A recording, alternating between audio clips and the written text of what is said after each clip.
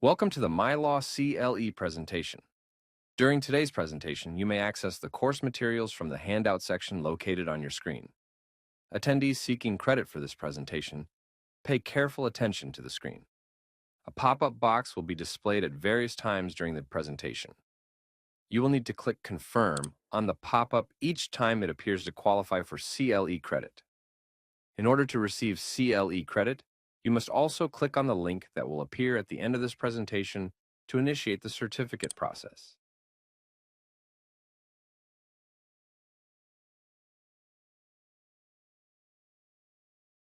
All right, good afternoon, everyone, and thank you so much for joining us for today's webinar, our 5 steps for current or recently separated federal government lawyers. I want to say thank you so much. As you know, this webinar is being hosted by the Federal Bar Association's Professional Development Committee. We're also being co-sponsored with the Career Service Division, the Young Lawyers Division, Senior Lawyers Division, as well as the DC Bar Association, so thank you to everyone. I do want to, before we officially get started, give a huge shout out to one of our members, Bonnie Greenberg, who really was spearheaded and put all of this together for us. So thank you so much, Bonnie. I want to let everyone know, if you are not already a member of the Federal Bar Association, we strongly encourage you to consider joining us. The Federal Bar Association is committed to assisting lawyers however we can. We also have a few new resources available to any current and former government lawyers. As we all know, there have been some recent downsizing in the federal government, hence why we are here today. Some of the resources that we have, the FBA actually has a new resources page that you can find on our homepage at fedbar.org. If you then go to the upper right, you'll see under membership, there is a new tab that is labeled Supporting Federal Government Attorneys Through Career Transitions. And that's going to be a central site on the FBA's website for any resources that we have for government attorneys. The FBA is also very excited to announce we have a new collaboration with the website formergov.com, gov as in G-O-V. This is going to be the first online directory for former government military professionals, which include the law clerks, agency counsel, prosecutors, and other government officials. So any FBA member, there will be a discount code that you can use if you have recently lost your position due to the government downsizing. You can have a free year membership. Anybody who is a current government attorney and is also a member of the FBA will also receive a discount. You can go in, look at them at LinkedIn under former gov and reach out and you can get those discount codes. With that, I would like to go ahead and get started. I want to say a huge thank you, and welcome to today's presenter, Ms. Shauna Bryce. I know you all have Ms. Bryce's bio from the flyer, but I want to give you some of the highlights. Ms. Bryce is the founder and managing principal at Bryce Legal, which is a boutique career services firm for lawyers. She earned her degrees from Johns Hopkins University and then Harvard Law School, has more than 25 years experience in the law and legal hiring. In addition to her coaching, Ms. Bryce is the Chief Legal Talent Officer and the Chief Diversity Officer at a multinational law firm. And on top of all this, somehow she has found the time to author or co-author 8 books, all again on getting a legal job, assisting lawyers in their careers. We are so extremely lucky to have her with us today. I want to thank you again. And with that, I won't take up any more of your time. Ms. Bryce, thank you so much. Yes, thank you. Thank you for having me, and thank you for the introduction. Before I get started, I really just wanted to take a moment to thank all of you. I also wanted to acknowledge that there is a lot of information on careers floating around on the internet. So thank you again, Emily, for the introduction. I definitely find that it's helpful for folks to understand my perspective and where that perspective comes from. As was mentioned, I'm the head of Bryce Legal, which is a career services boutique solely for lawyers. And what we are all about is helping lawyers be successful and happy and fulfilled.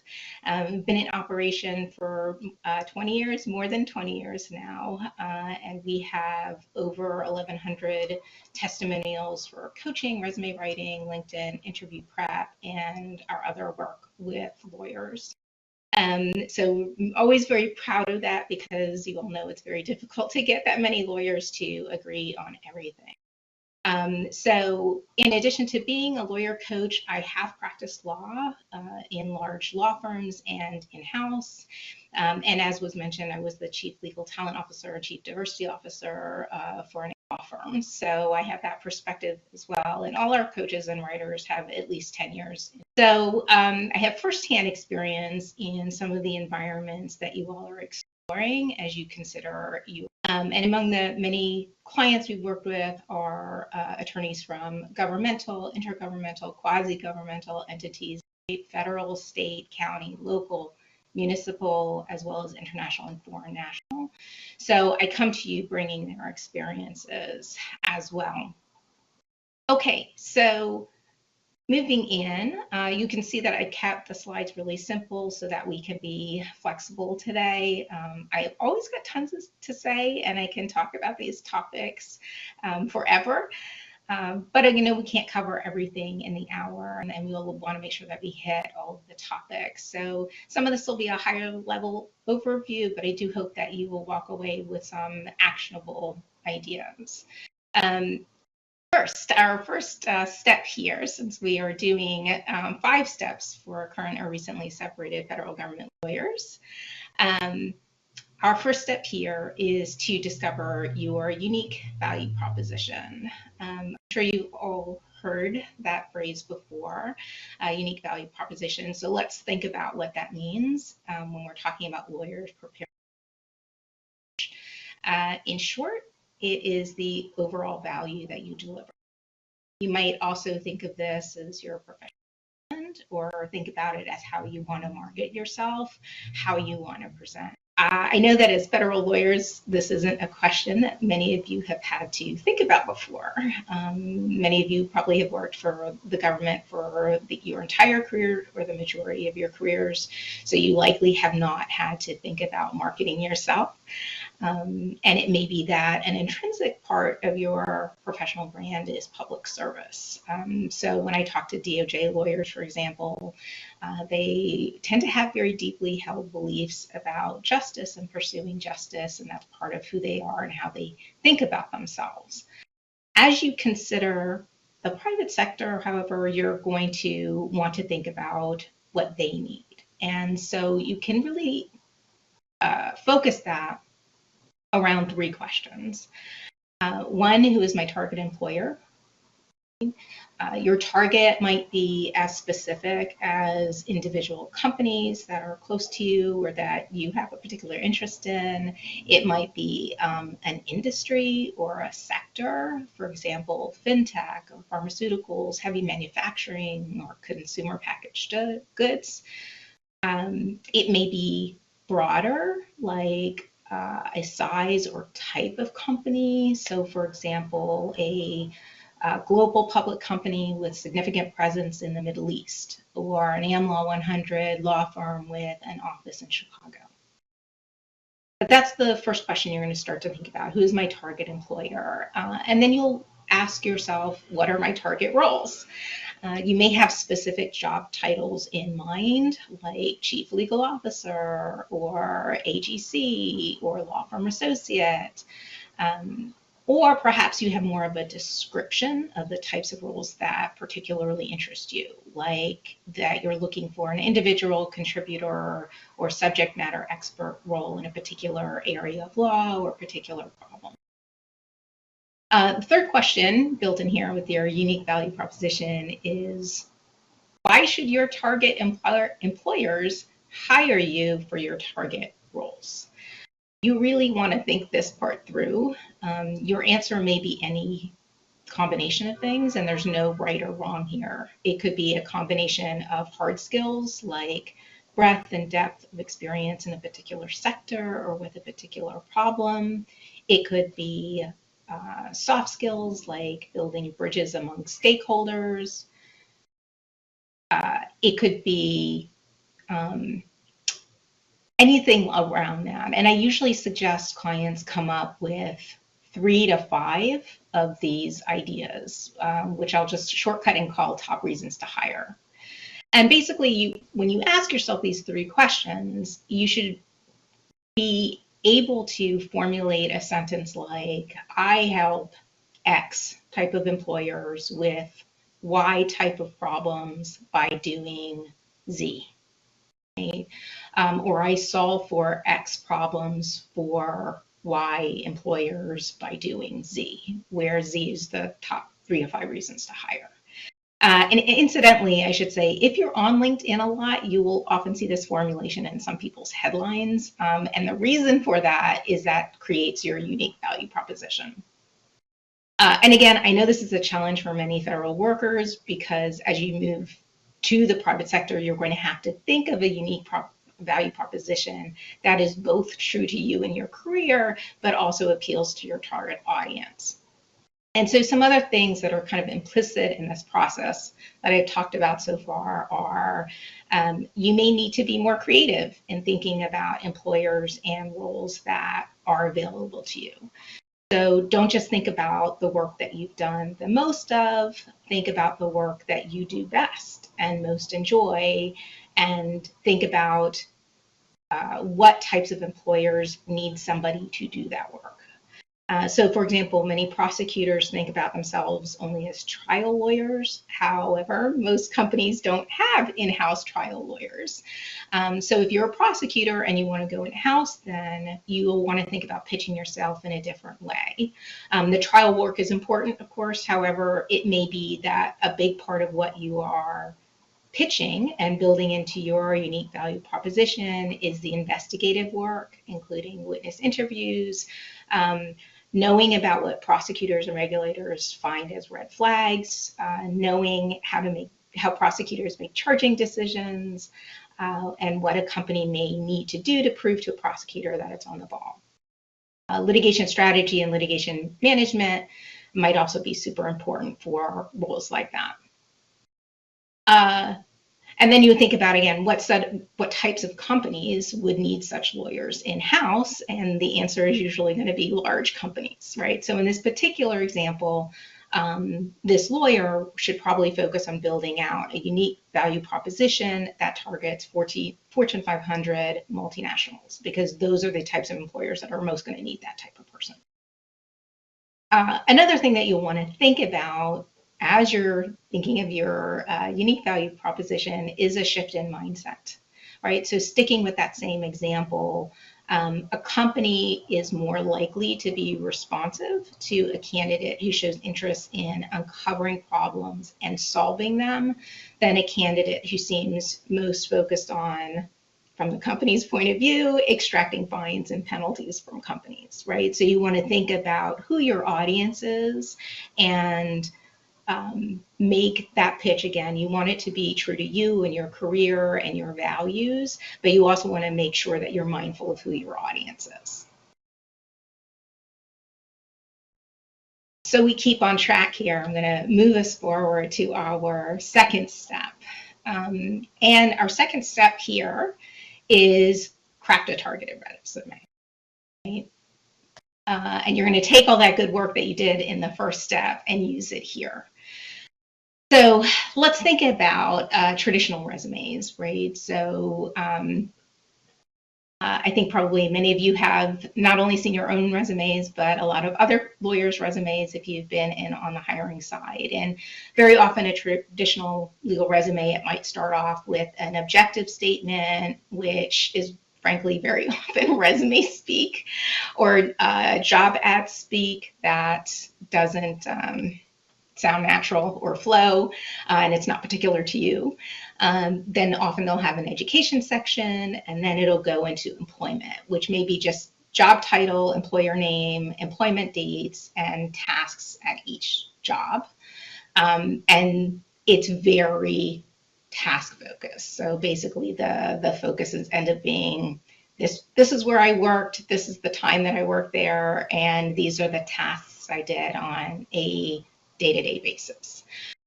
So let me first say that for some, for sure, the traditional approach can still work. I'm not saying it never works.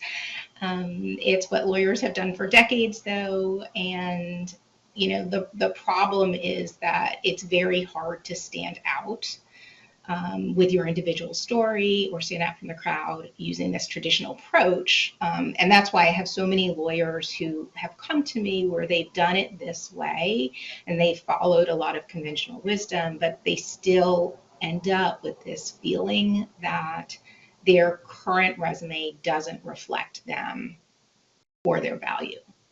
And a fundamental problem with this approach is that it makes all the candidates look alike. And that's a disservice to you as a candidate and to decision makers, because if all lawyers look alike, it's hard to make recruiting, hiring, and salary decisions. That traditional approach also tends to assume that all the readers of your resume have the same level of knowledge, like they've heard of your employers, whether it's a company or a government agency, that they know how big it is, they know what it does. The traditional approach rarely contemplates the context of your work or why your work mattered. And that's because the foundation of the traditional approach is task focused. So it doesn't allow you to articulate or showcase your individual value, right? The traditional approach also tends to lock you into a trajectory of this is what I did the most of, and this is what I did most recently, and therefore I'm kind of stuck. Tends to eliminate relevant pre-law school work history too, right? And so those resumes crafted that way tend to ignore both your audience and your goals. So a better approach is to do that work that we did in step 1 about identifying your unique value proposition and then building that resume around that so that you have a resume that is targeting a specific audience for specific roles, types of roles, and offers a clear and compelling value add to that audience. So this is what is going to allow you to stand out at every stage of the process, and it makes it much easier on decision makers. Right?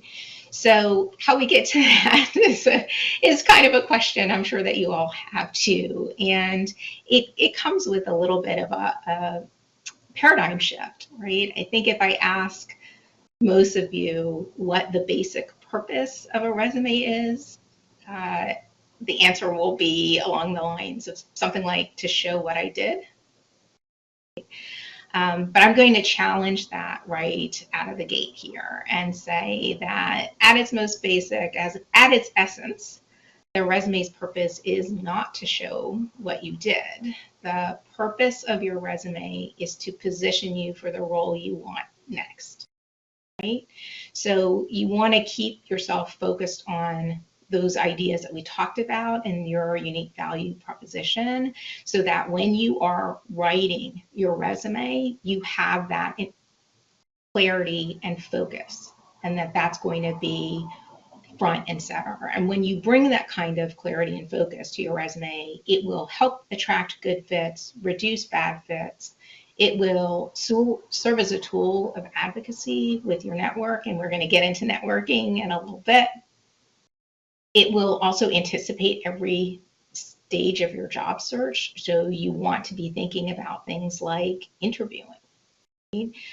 Think about what your hard interview questions are going to be, the things that make you nervous, and build that guidance into your resume, right? So that you're anticipating and you're guiding your audience on questions that they should ask you, and you're focusing their attention on where you want it, and you're anticipating what your narrative is going to be around difficult questions in the interview and making sure that your resume anticipates and supports that narrative that you're going to give. And then just keep in mind that your resume isn't a static document. It shouldn't be. I know that a lot of times lawyers do their resume once in law school, like OCIs, right? And then you just keep adding on, right?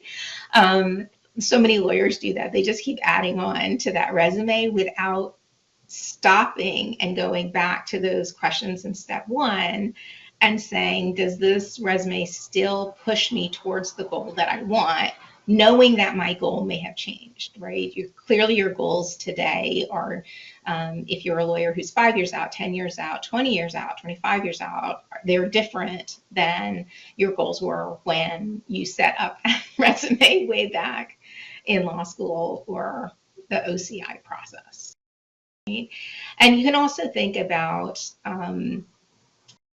building in business problems, building in impact, right? Building in context.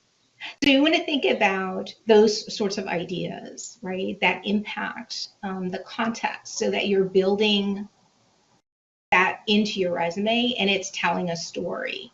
So if you're doing a litigation, think about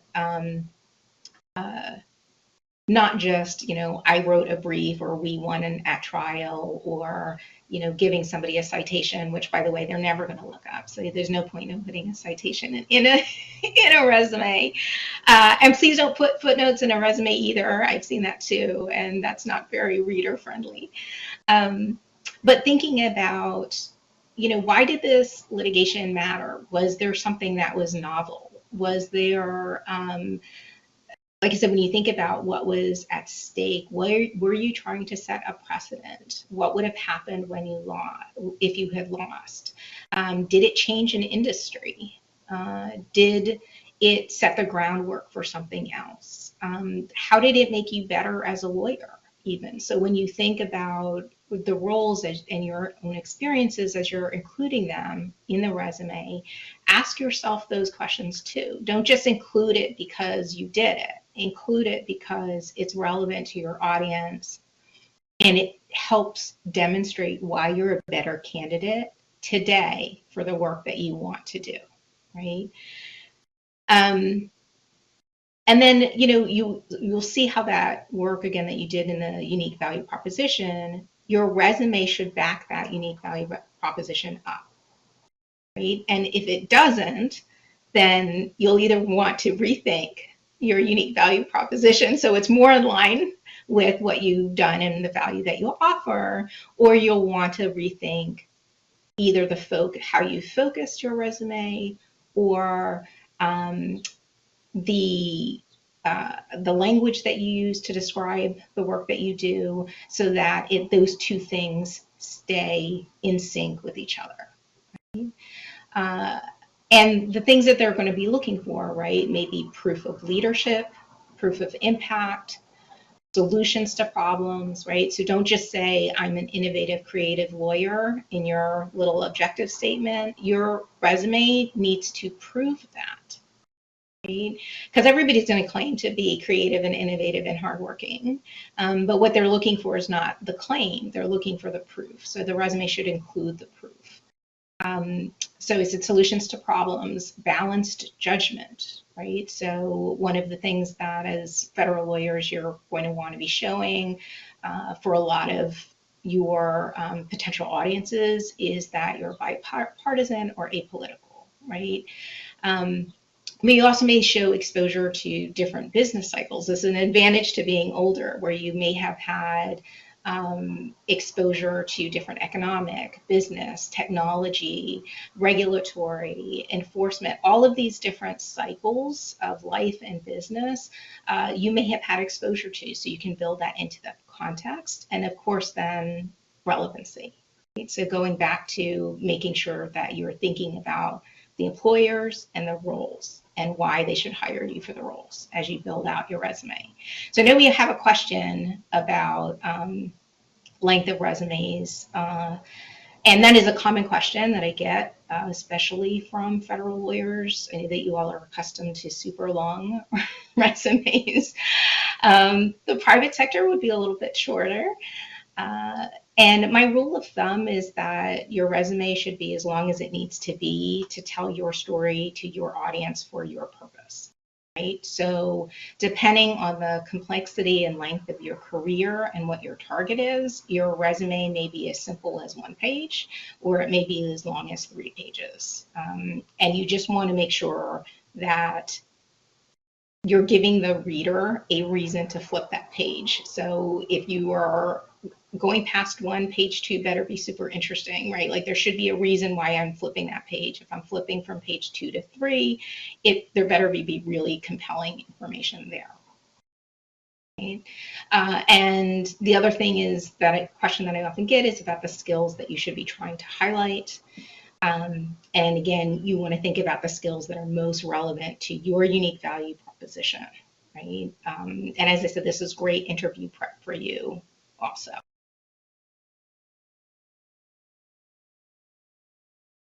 So Shauna, can I, yeah, go ahead, jump in. I was gonna say, if I can jump in and ask, when you kind of hit it, and I know it was part of one of the questions we got as well, have you seen, especially practically, when it is a senior attorney, a later in career attorney looking to take on a new position, say that, I mean, they've gone through so many different presidential cycles, economic cycles, is there still a downside to having that longer resume and possibly facing, you know, the possibility of ageism? Like, should we be cutting it down? Is there really a pro con to that? Yeah. So, okay, so there's a bunch I'll unpack in there. One is I love getting people's advice on resumes. I would also say, as you do that, make sure you are seeking advice that is as close as possible to the decision makers in your process, because their opinions are going to be the most relevant, right? So if you're getting feedback on your resume from friends or family, ideally they should be lawyers. And not just lawyers, but ideally lawyers in the spaces that you're looking at who have hiring experience. So the closest you can get that, the better off you will likely be. The second question is about ageism. I'm not going to pretend ageism doesn't exist. It obviously does. You don't need me to tell you that. I would, though, encourage you to think twice about trying to hide your age in the resume or in LinkedIn and how you present. The reason for that is they are going to find out how old you are. Right? And if they are determined to discriminate against you for age, they're going to do it. Right? And you having buried when you graduated from law school is not going to change that. What I would suggest, though, is that you think about it more proactively and think about, how do I help an employer and a decision maker understand that my experience is an asset to them and that I got a lot of mileage left. Right? So a benefit to being a lawyer, for example, is that even in startups, the lawyers are often the oldest, most senior people in a startup company. And the reason is that the investors and the board has brought in experienced lawyers because they want somebody to be minding the store. While the founder is running around saying, let's move fast and break things, the lawyer's role is to protect the investors' money and to make sure that that is not the thing that is broken, right? So I have very often found that lawyers, even in tech, maybe who are older, may be brought in, and they may be 10, 15 years older than anybody else in the C-suite, because the decision makers, and again, we're thinking about the decision makers here, not the HR person, but the decision maker is who you want to show value to. So you'll also want to think about how you show that value and how you present in paper and in LinkedIn profile, and as we get to that, and showing energy level, right? So you could be showing that you're engaging in new skills. You could show that. So for example, I don't usually tell people to put interests on a resume, but an exception to that has been folks who are like north of 55. I'm 54, so my crowd, the over 50 crowd, where they are serious athletes, right? So that is a great way to show that you still have a lot of gas in the tank, right? But so definitely anticipate what your audience's biases are, and then you want to think about how you turn that to an advantage. Right? Not a disadvantage. And frankly, my advice is I wouldn't waste a lot of energy trying to change somebody's mind. If they've already made up their mind about you, go after the places that value you instead of banging your head against a door that's closed. Right? That may not be the answer that everybody wants to hear. I have found that from a practical standpoint, it is the more efficient answer for a job search and frankly for maintaining your own sanity, right? Instead of trying to convince people who think, 35 is too old. So hopefully that answers that question. Absolutely. Thank you. Yes. But let's move forward because I can't believe we're already halfway through here. So I did warn you all that I can talk about these topics forever. Right? I did get that warning out, right? Because I love it. All right. So our third step here is to build out your LinkedIn profile. Right? So LinkedIn is the top way for lawyers to establish a free professional online presence, which is particularly helpful for this audience because federal lawyers don't otherwise have a professional presence, right? You're not like a lawyer in a law firm who has a profile on the firm's website. So this is your chance, right? The great thing about this is that unlike a lawyer who has a firm profile, this is totally under your control and you can target it to your goals, right? And for most of you, it is going to be the or one of the top search results for your name, right? And you all know too that what happens nowadays, if somebody comes up, if somebody's name is mentioned, first thing people do is they throw it into Google or another internet search engine, or they throw it into LinkedIn and look the person up. So you'll definitely want to have a LinkedIn profile, even if you don't intend to actively post. I'm not suggesting that you all have to run out and become social media influencers on LinkedIn. That's not what I'm suggesting here. I'm suggesting that you have a platform for people to be able to find you. Right? I have had recruiters tell me, if you are not on LinkedIn, you might as well not exist. It is very difficult for people to find you. And LinkedIn is going to be your networking platform, right? It is one of the top ways to get opportunities, both for you to find opportunities and for opportunities to come to you, right? If you've done your LinkedIn profile really well, then you start to become a target of acquisition, right? So that recruiters reach out to you or people in your network reach out to you.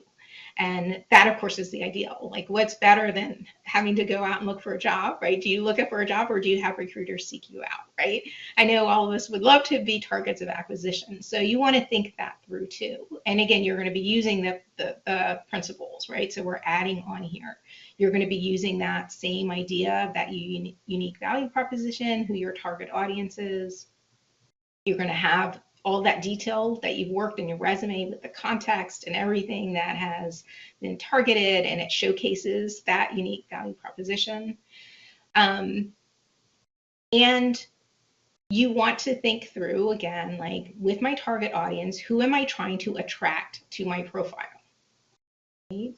And then as you're writing, you're building in that. So likely some of the people you're trying to attract to your profile are legal and executive recruiters, right? Employers, like future bosses, future teammates. If you're thinking about going to a law firm, you want to think ahead to who your clients are going to be and have a LinkedIn profile that is going to be attractive to them. Your primary audience, right, is going to be comprised of people who are definitely going to find, read, and act on your profile. So those may be people like current and former colleagues, current and former clients, if you are already in a law firm, classmates, people you send your resume to, people you ask to connect with, people who attend your presentations, right? Or people who read your articles. Those people are going to look at your LinkedIn profile, and you want that profile, like your resume, to serve as a tool of advocacy for you so that people in your network can really understand what you do, and how you do it, and they can advocate for you when opportunities arise. I'm sure many of you think about your best friends who are lawyers. You know they're lawyers, you know they're great lawyers, but if you actually had to stop and think about what they did or what impact they've had, you may not actually know very much about that, even if you've known the person for years, right? And so they're having the same thing with you, right? So you want to make sure that people know what it is that you've accomplished, what your impact has been. And then you also want to think about a secondary audience. And I know that this is particularly of importance in this atmosphere that we're in right now, which is thinking about people like HR departments, right? Your boss, but you also think about, if you were in a company, you would be thinking about your board, investors, competitors, prosecutors and investigators, vendors, salespeople, thinking about all of those other types of people and what they may think about. So in your profile, right? So you don't want anything in there that is going to inadvertently make an employer or supervisor look bad, right? Because that supervisor is probably going to see it on your LinkedIn profile. So you don't want to have a LinkedIn profile that boasts about having to correct the supervisor's errors, repeated errors, right?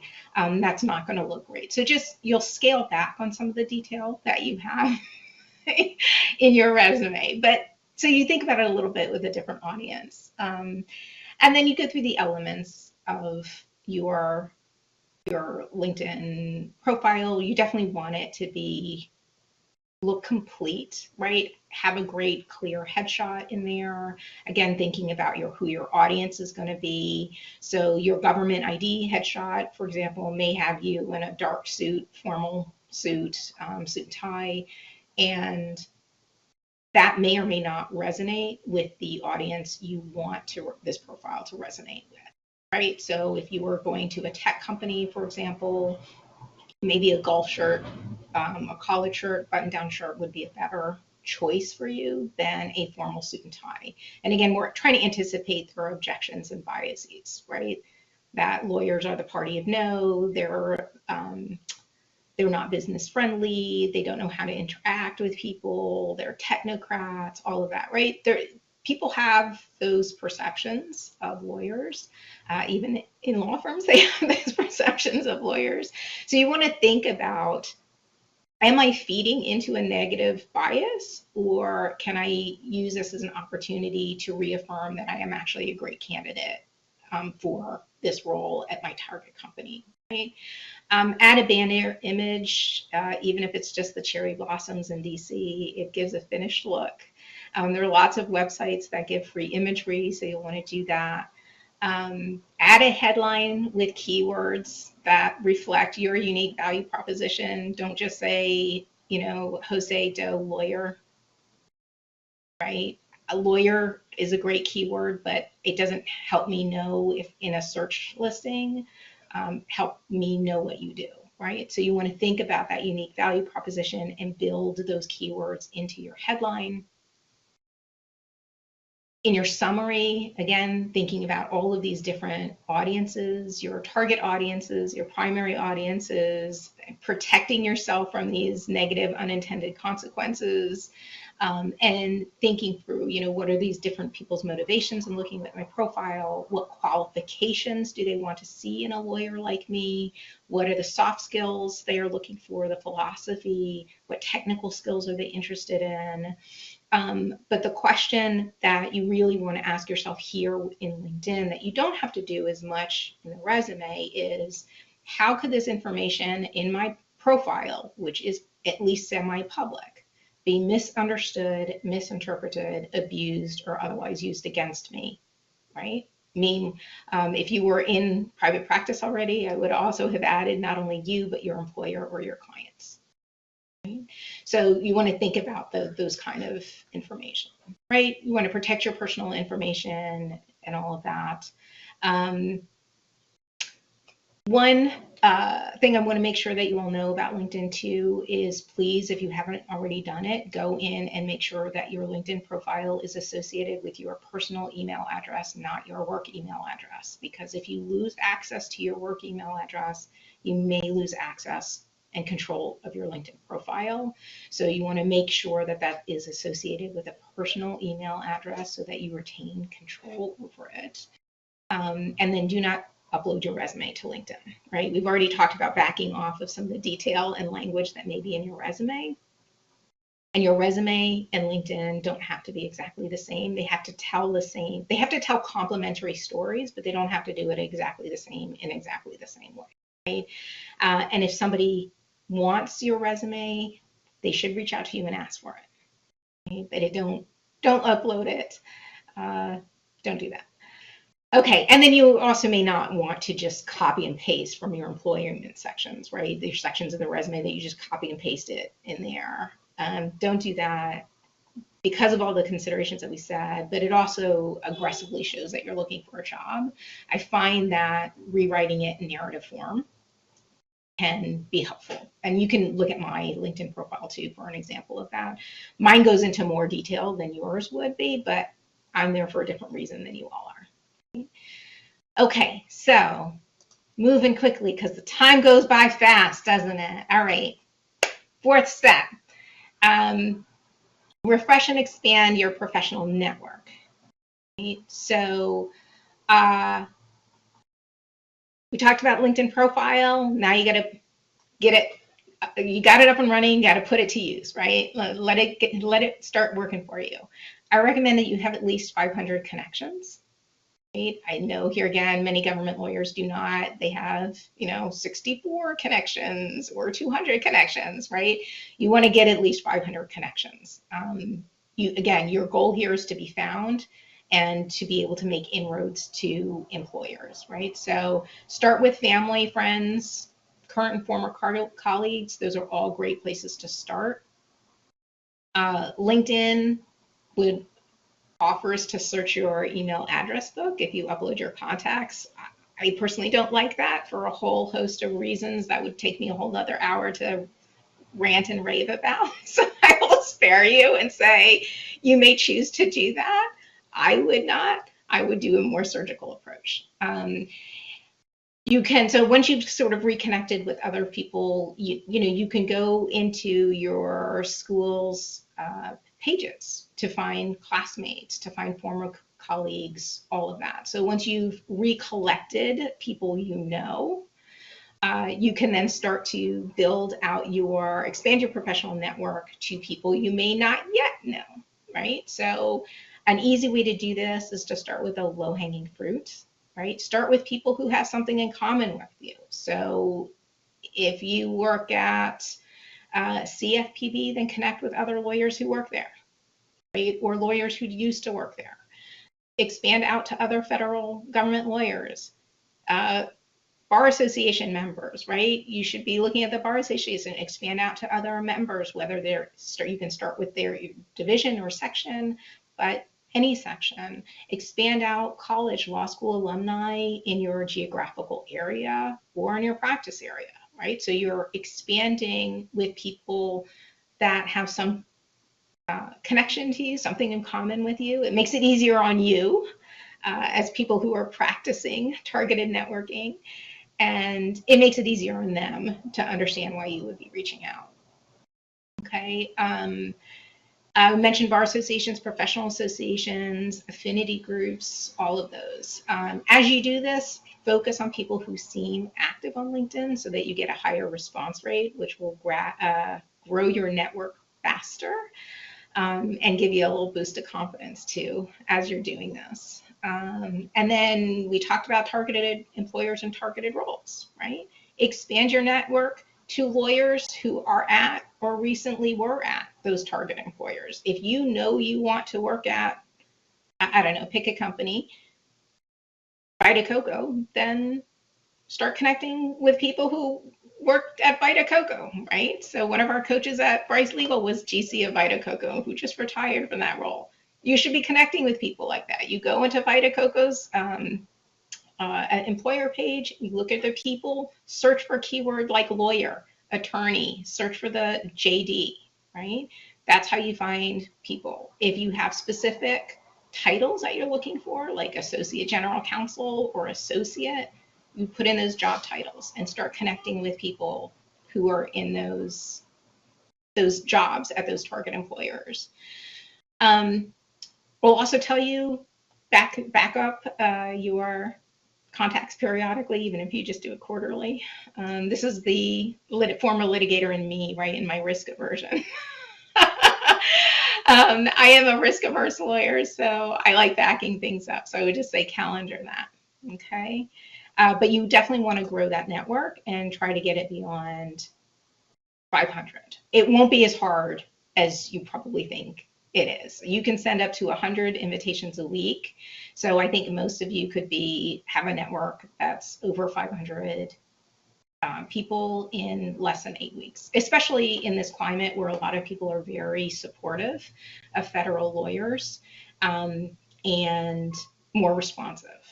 Right? So, all right. And Shauna, right. Yes. Speaking of, and I know we're getting a little low on time, but we have 2 questions that I did want to get out there. One, shameless plug. Yes, why don't you search even Federal Bar Association and add those connections? We'll all add you back. But with LinkedIn, I know that a lot of them, you can put the I don't even know what you call it, like the little highlight or the hashtag that'll go on your profile picture that says open to work, looking for work, things like that. If you are one of the federal employees who you're still working, but I know that there's one, the deferred resignation program they gave where they're on admin leave until September 30th, should they be putting that on their profile picture that they're open to work, even though right now they are technically still working? Yeah, so that's an interesting question. So I will tell you as a general principle, most of my clients, most of the lawyers that I work with do not want to put out open to work, right? They're trying to be more stealthy in their job search. This is the rare time, I say again, there is so much support for federal lawyers that I would say absolutely use it. In this particular circumstance of people who are on administrative leave, I don't know what the repercussions would be, given that this administration seems a little, well, the word that just keeps coming to mind is vindictive for me. But so that you may want to hesitate on. I'll leave that to your individual decision making. But as a general principle, if you are an out of work federal government lawyer, I would put open to work. Like I said, as a general principle, I don't like that. I think most lawyers don't like that. This is the time, use it. Right? Like use this support to your advantage to build out these networks. And this is where it's going to help you here too, of getting in front of decision makers. Right? There are so many people who are supportive of federal lawyers. I'm sure it does not feel that way to you all the time on a day-to-day basis. There are a lot of people who are willing to do what they can to help. So now is actually a great time for you to be reaching out, building your network and making some asks, right? Because here you've done all this work now, you have a unique value proposition, you have a targeted resume that highlights it, you have a LinkedIn profile that supports it. You've reconnected with people in your network, you're expanding that network in anticipation of the job search. And then the next question is how to get in front of the decision maker. Right? And decision makers come in many forms, but for our moment here, we're going to be thinking about people who control or influence the hiring process, but particularly the ultimate decision maker for a role. Right? So when we're thinking about who that ultimate decision maker is, you know, if you were in a small law firm, for example, it might be the managing partner. In a large law firm, it's probably the practice group leader. In a company, it might be, again, the head of a team, head of litigation, head of compliance, or it may be the GC. But you want to think about, how do I get myself in front of that person? How do I get my candidacy in front of that person? I think for many people, they're accustomed to oh, let me look for job ads and apply to job ads and then just sit back and wait to see what happens. But if you do that, you are leaving your entire job search to HR, which is a really bad idea. And it's because of a couple reasons. The HR person basically just has a job ad and they're trying to match resumes to job ads, right? Often the HR person is sorting through dozens or hundreds or even thousands of online applications. They don't know anything about the role other than what's in the ad. They don't know anything about the current needs of the employer or the anticipated needs of the employer. And I don't mean that as a slam on them. I just mean it's not their role, right? Their role is to sort through these resumes. But you know who has all of that information? The person who understands the role, the current and anticipation needs, and who understands the lawyers and the qualifications? The decision maker, right? That person understands. So instead of just applying and waiting to hear back from HR, you want to use LinkedIn and just straight up internet searches to identify who the ultimate decision maker is, right? Sometimes if there's an ad, you can figure out from the ad who it is and what their title is. Other times you'll guess, you'll make an educated guess. So again, if you're applying for an in-house compliance role, look to see if the company has a chief compliance officer, because if they do, that role is likely reporting up through that person, if not directly, then through another stage. But it's likely that's the person who has the ultimate decision-making authority.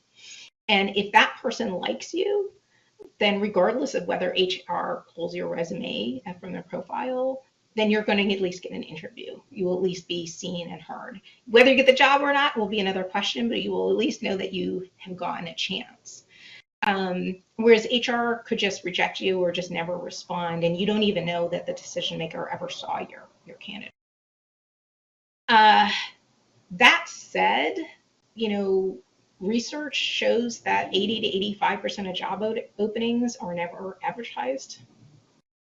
Right? So if you think about that for a second and you realize that your entire job search strategy is responding to job ads and just hitting submit and waiting back, then your odds of getting a job that way are actually fairly low, right? So you want to allocate your time and resources accordingly. If you see a job ad that interests you, absolutely apply, but you need to do the networking part too, right? Don't just sit and wait. Ideally, right, you'll have connected with other people in the company so that you can both be pushed into the company by people who know you from the outside of the company, who may know somebody in the company, and be pulled into the company by connections you've already made in the company. And you all know the power of referrals, right? Like if a GC or a partner at a law firm has a resume in front of them that has come through a trusted referral source, it is going to matter so much more than a resume that just came through a general pool, right? So be strategic and then make those connections so that you can get in there. And again, focus on employers that are most likely to have need for somebody like you. And that goes back to that age discrimination part too, right? If you go to the employer's website and there's nobody there over the age of 30 and you're 60, then you're probably wasting your time. And that may be frustrating to you. It would be frustrating to me. But it may be a better use of your precious time and self-confidence to research employers who are going to evaluate you than chasing after people who just aren't going to. And then the last thing is follow up, right? Silence doesn't mean rejection. Right? You should follow up every time you send out your resume, follow up on every application, whether it's by email, phone, through LinkedIn, follow up. And that persistence, which I'll just describe as friendly persistence, right? A mode of friendly persistence. It not only helps get you immediate opportunities, but helps foster relationships for future possibilities. So I talked as fast as I could and covered as much as I could. We're just shy of the hour, so I know we have questions, and here's my LinkedIn profile. You all are welcome to connect with me. Let's go through what other questions we have in the time we have. Emily, do you have other questions too? Well, I know we have, looks like at least one, and I have to apologize. I can't remember if this popped up under when we were talking about resumes or LinkedIn. I think this is a combination of the two. When is it advisable to remove your bullets under each job you've had so you can easily tailor your resume to each job and I guess not have conflicts between the two? Yeah, so I often think about resumes in a modular way as well, so that you can move. I usually don't have the bullets that have to be taken out entirely, but I will often think, when is this order going to be more important? So going back to a trial lawyer, right? So we said a DOJ prosecutor, trial lawyer. If that person is applying into a company, their actual trial work, as we said, is going to be less important. But if they're applying into a firm, it's going to be more important, because in a firm they would actually be a trial lawyer, right? So if they have their resume set up in a more modular way, it would be easy to flip those back and forth. Does that make sense? So you put the trial work up top when that's more important, and when it's less important, and then the investigative work and the charging decisions and all of those other things that we talked about are more important, then that would go first, so that you're always thinking of what is most important to this audience and leading with that. Perfect. Then I know, we have about a minute left. So just like we said, thank you to everyone who attended. Thank you for coming. Thank you for watching. Absolutely connect with Shauna on LinkedIn. You can also find me on LinkedIn. I think I'm one of 5 Van Oostings on the entire site, so I shouldn't be that hard to find either. I believe that's pretty much every question, but if you have any extras, we can always try and connect with you afterward. So thank you so much, Shauna, again, for coming and for presenting. This was amazing. Thank you so much. Oh, my pleasure. I know it's a lot, but hopefully it's gotten people thinking, and just know it can be done. People have successfully transitioned from the public sector to the private sector. It happens every day. And frankly, that's another great type of person for you to connect with on LinkedIn, is find other federal government lawyers who have successfully made that transition. And I think you will find a large community that's very supportive of you in this time. Well, thank you. And I believe that's all, everyone. Have a wonderful afternoon. As stated during the beginning of this presentation, the link to initiate the certificate process will be displayed momentarily. My Law CLE would like to thank you for your participation in today's presentation.